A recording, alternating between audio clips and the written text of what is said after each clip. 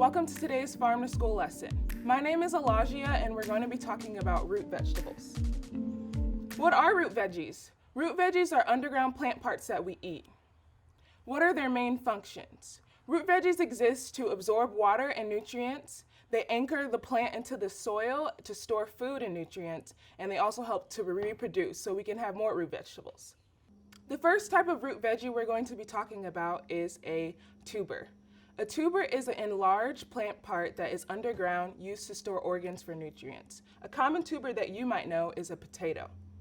Our next type of root veggie is a taproot.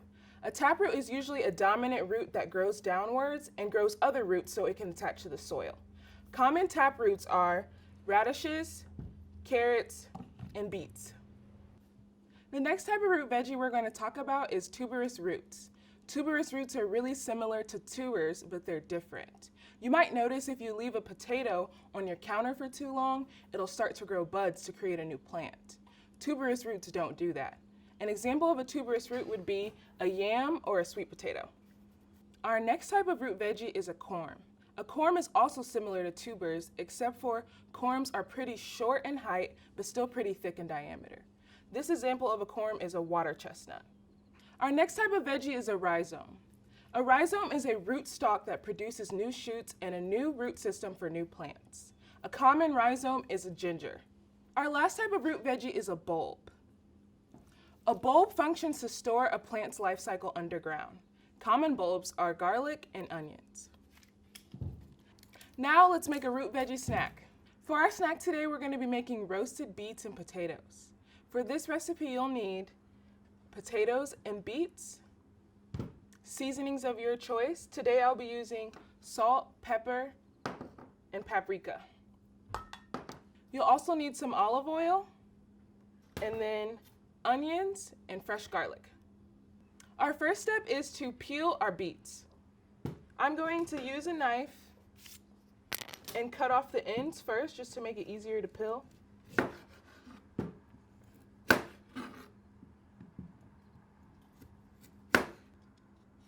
In this recipe, we're going to be using a peeler and a knife, and they're both very sharp. So make sure to ask an adult in the room to help you.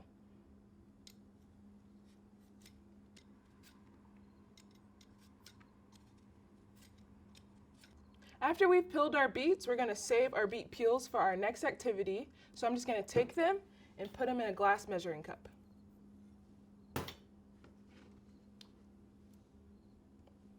Now that I've cut my beets, it's time to chop them.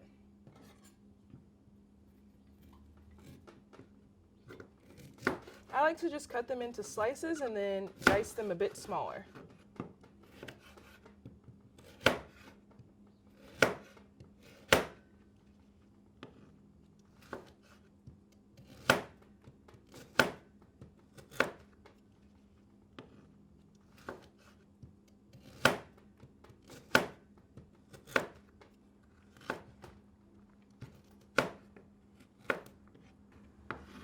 Okay, so we've chopped our beets, and now we're going to just put them on our pan. I'm going to move these potatoes out of the way and just use my knife and my cutting board and just add them to my pan.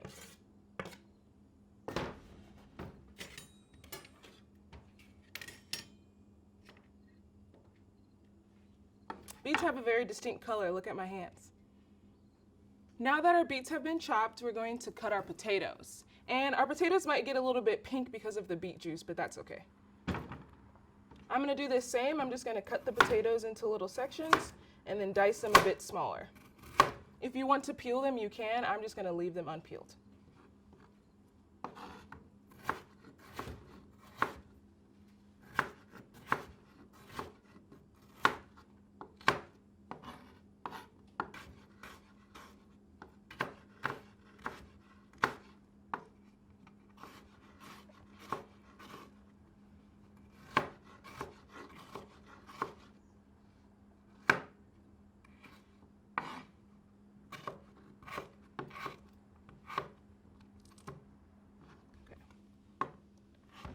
So I'm almost done cutting my potatoes, and then before putting them on the pan, I'm going to add them to a strainer just to rinse them off a bit.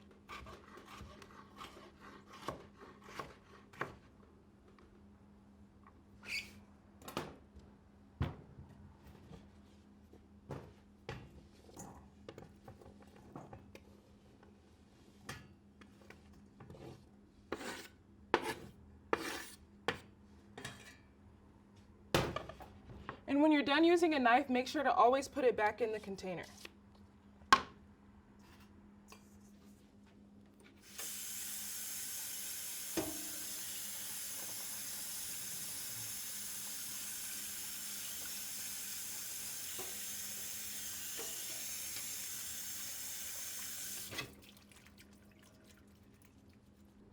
So we have washed our potatoes, and now we can just add them to our pan. I'm going to take my spatula and just scoop them out.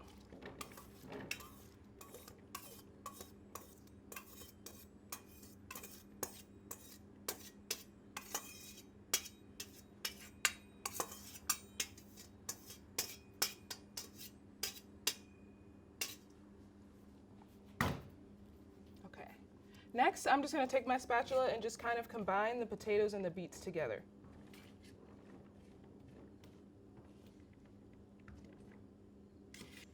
My next step is just to drizzle some olive oil to make sure it's covered well so it doesn't burn to the pan when it cooks.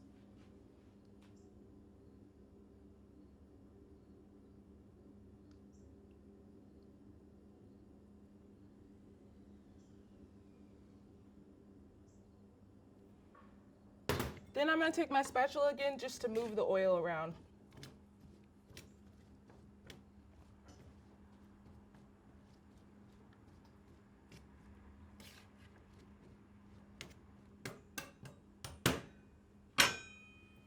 Now it's time to add our onions and garlic.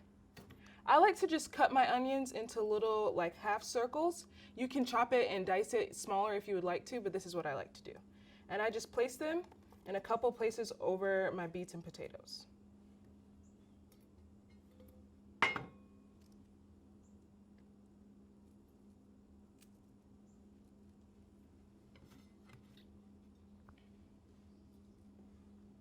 So all of our veggies are on the pan, and now it's time to season it. I'm just going to add a sprinkle of some salt.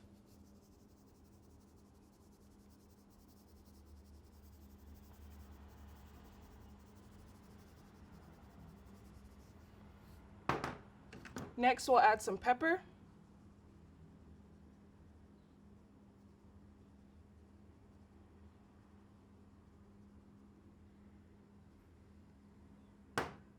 And then some paprika.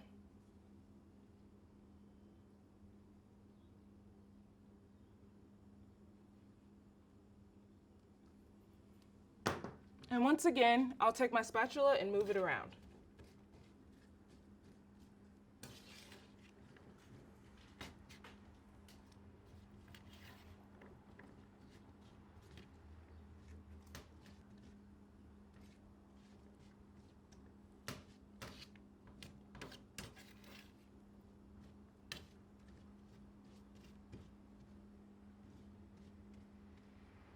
Our roasted beets and potatoes are almost done, but we're going to add a fresh sprig of rosemary to it. So let's go get that. So we have our rosemary, so I'm just going to take the little sprigs off and just sprinkle it on top.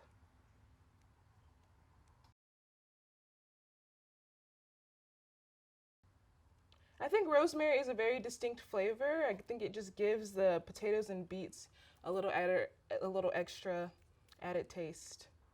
So I added my rosemary, and I'm going to take my spatula and just move it around in the pan.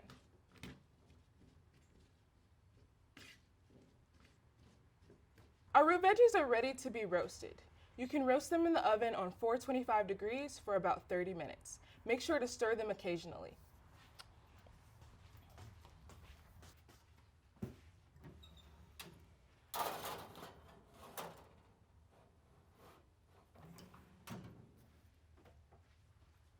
While we wait for our root veggie snack to cook, let's do a fun activity. Today I'm going to be showing you guys how to use our beet color to make food dye. Do you remember our beet scraps from earlier? We're going to be using that to make our dye. What you're going to do is you're going to pour some hot water on top of it, and make sure to be really careful with this.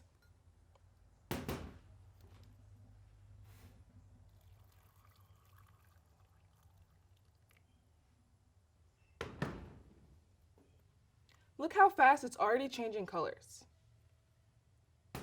The longer you let the beets sit, the more color that you have. Last time that I cooked with beets, I used the scraps to make some dye. So today we're going to dye our frosting with it. Why have white frosting when you could have pink frosting? All we're going to do is just pour a little bit of beet juice into our frosting. Make sure to not use too much because otherwise it'll taste a lot like beets.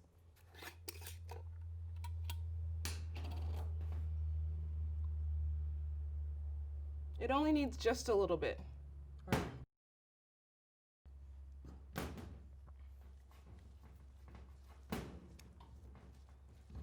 Now I'm just mixing it up so it'll turn pink. Beet dye is a great alternative to artificial food coloring.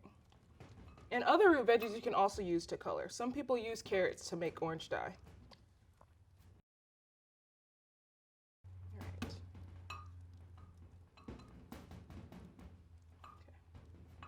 Now my frosting is pink. Look how easy and fun that was. Now I'm just going to add it on top of my cupcake.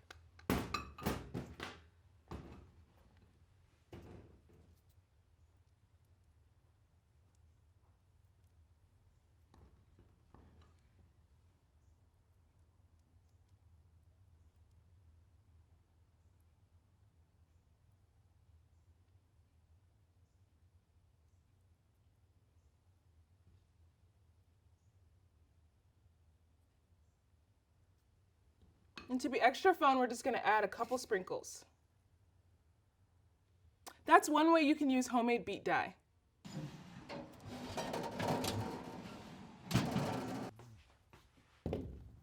So our root veggies are done. We're going to let them cool for 5 minutes before we eat them.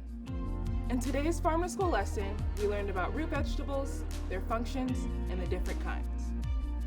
Next time you spot a root veggie, try to determine what kind it is.